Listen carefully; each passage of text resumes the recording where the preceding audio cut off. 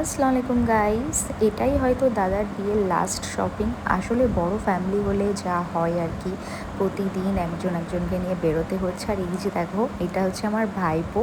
ওর আজকে first travel মেট্রোতে, but ও একটুও ভয় পায়নি, ও ভীষণ এনজয় করেছে আমাদের সাথে।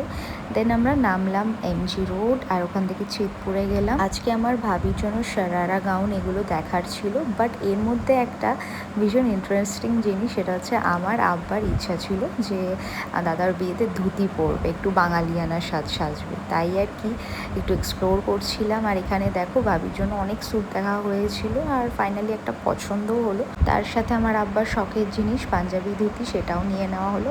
জানি না কেন আব্বার একদম সেই পুরোনো দিনে চলে যাচ্ছিল, বড় সাজু এরকম একটা ব্যাপার।